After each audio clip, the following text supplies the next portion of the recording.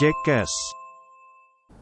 Shalom warga Paroki Jagakarsa, welcome back to Jekes Paroki Jagakarsa Podcast.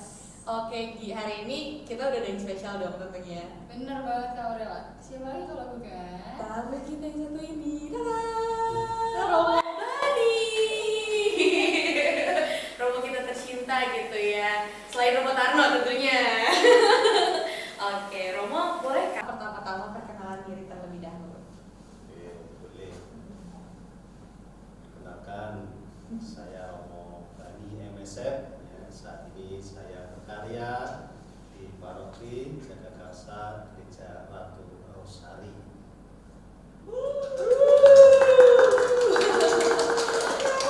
Iya, jadi buat teman-teman yang mungkin belum tahu nih, belum familiar, jadi Romo Bani itu sering banget dideket banget sama anak muda, ya kan Gi? Bener banget. Bener banget, karena Romo juga pernah muda. Sekarang itu masih Sekarang masih gimana? Betul. semangatnya. Anak muda. Semangatnya, apakah ini cue-nya untuk lagu buat Cinta Lestari?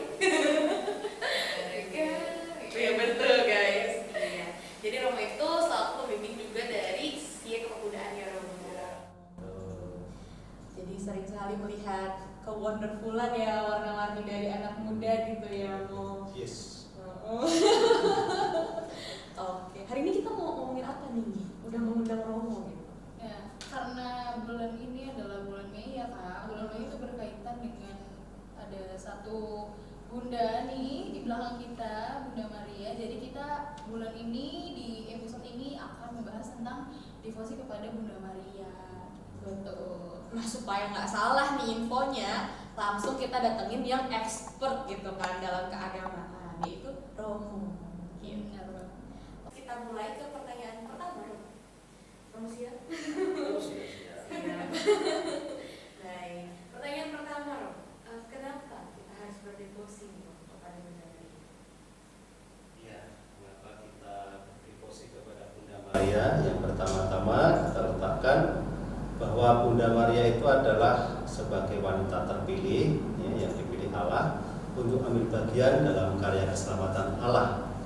Ini dia mengandung putra tunggal Allah, Tuhan kita Yesus Kristus ya. Jadi tidak ada salahnya bahwa kita itu memiliki kedekatan dengan Bunda Maria. Tapi sekali lagi ya, kita bukan menyembah Bunda Maria, tetapi kita menghormati Bunda Maria sebagai wanita terpilih ya, wanita terpilih untuk melahirkan ya, mengandung melahirkan Sang Juru Selamat Tuhan kita Yesus Kristus. Begitu ya. Jadi gitu guys, bukan menyembah ya, tapi kita menghormati karena Tuhan pun menghormati Bunda Maria sebagai ibunya yang melahirkan juga Tuhan Yesus. Kalau untuk devosi kepada Bunda Maria sama Bunda Maria ini ada ayat Alkitabnya nggak sih? Ya tentu menjadi dasar ya, tentu menjadi dasar kita menghormati berdevosi kepada Bunda Maria adalah ya, kita bisa melihat dari Injil Lukas bab 1 ayat 26 sampai dengan 38 ya. Di sana dikisahkan bagaimana Allah itu mengutus malaikat Gabriel ya, untuk menyampaikan warta gembira di mana Maria sebagai wanita dipilih Allah untuk mengandung Tuhan Yesus Sang Juru Selamat kita. Memang di dalam kitab suci tidak ditemukan bahwa kita harus berdevosi, kita berdevosi pada Bunda Maria. Tetapi dari iman kita itu melihat bagaimana peran Maria, ya, peran Maria dalam karya keselamatan itu sendiri. Ya, ada salah satunya yang kita bisa melihat, belajar dari sana dari Injil Lukas bab 1 ayat 26 sampai dengan 38. Dan mungkin di situ juga diceritakan ya Romo teladan-teladan Bunda Ya. Maria apa saja yang Ya. dilakukan. Ya betul. Nah di sana bisa kita belajar dari Bunda Maria itu adalah kesiapsediaan, ya, kesiapsediaan, ketaatan Bunda Maria untuk menerima panggilan itu, ya, panggilan untuk mengandung Sang Putra, yakni Tuhan Yesus sendiri. Ya. Kesiapsediaan, ketaatan Bunda Maria. Ya, gitu. Bener banget nih, apalagi kalau buat anak muda gitu ya. Biasanya kita kurang siap gitu ya, mau takut mengambil tanggung jawab atau gimana gitu. Mari kita coba dalami lagi teladan Bunda Maria sehingga kita pun bisa meneladani Bunda Maria ya Mo. Betul ya. Iya. Saya saya mengajak orang-orang muda ya, mari kita meneladani kesiapsediaan ketaatan Bunda Maria ya. Sebagai orang muda ya siap sedia ya, ketika paroki meminta untuk tugas ini ya, mari kita siap sedia untuk melaksanakan ya.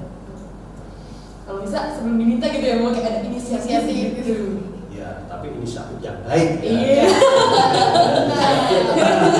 Tidak berkenan di hadapan Tuhan, nanti malah menjadi beban gereja ya. Oh iya. Ya jangan sampai. Iya. Cukup kita menjadi beban hidup.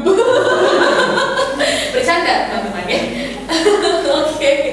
Terima kasih Romo untuk ayat Alkitabnya yang sangat cus gitu ya, langsung kena semua dedet gitu.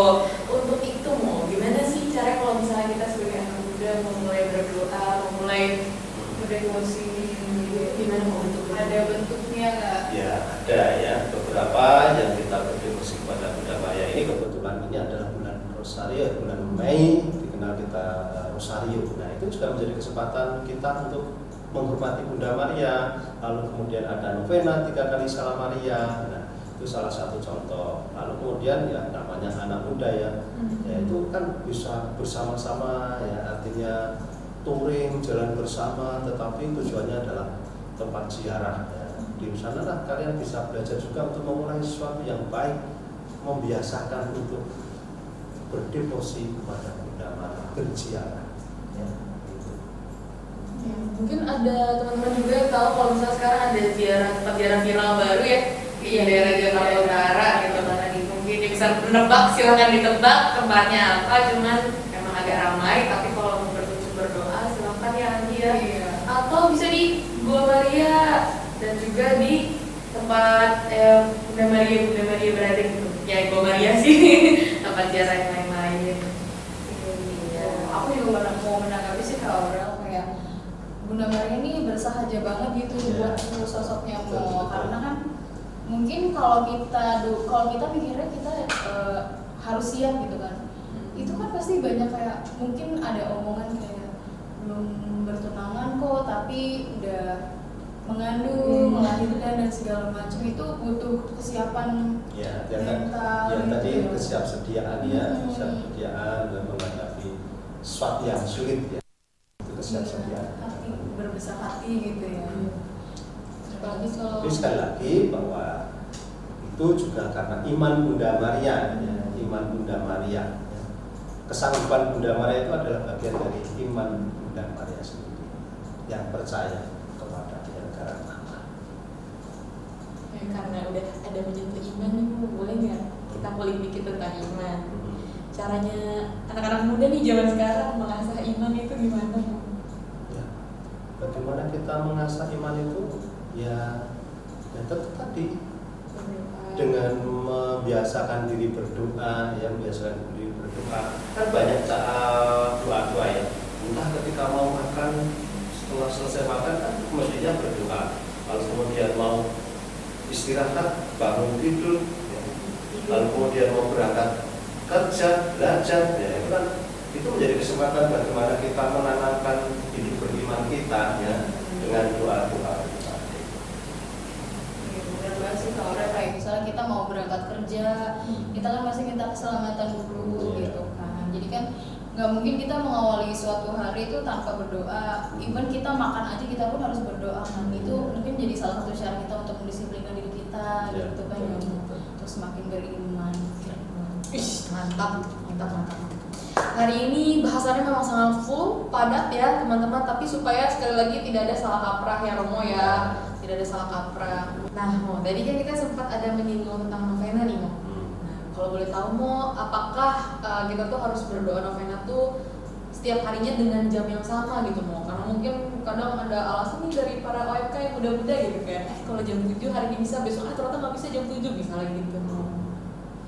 Ya, berkaitan dengan waktu novena ya, tentu baik kalau jamnya sama ya, setiap hari jamnya sama. Tapi ketika itu memang karena novena itu dilaksanakan secara bersama-sama, misalkan OMK bersama-sama, kemudian dalam waktu yang bisa ya disesuaikan, yang penting tetap harinya ya. Jadi jangan mengurangi hari, mengurangi hari. Waktu tetap, bukannya harus jam ini ya gitu. Iya, berarti waktu itu bisa dibicarakan guys ya, musyawarah mufakat gitu ya. Yang penting jangan bolong. Jangan bolong, kalau bolong-bolong nanti jadi sarang madu. Awas. Oke, terus kita hari ini tuh sebenarnya ada pesan sponsor mau. Pesannya apa? Gitu, jadi pesannya tuh ada nih yang udah daftar di UMKM-nya buat masuk ke Jackass, teman-teman. Betul gitu. Jadi namanya UMKM-nya itu adalah Sky Panda, bisa dilihat di bawah ini logonya guys. Oke, kemudian UMKM ini tuh menjual macam-macam frozen food, ya ada dimsum, terus kemudian kayak nugget-nuggetan ataupun bahan-bahan yang memang frozen gitu. Nah kalau misalnya teman-teman berminat atau tertarik nih untuk mencoba frozen food ini, UMKM ini silahkan juga hubungi di nomor yang ada di bawah ini ya gitu. Atau nanti kita bisa langsung kasih kontak personnya juga, tinggal chat aja.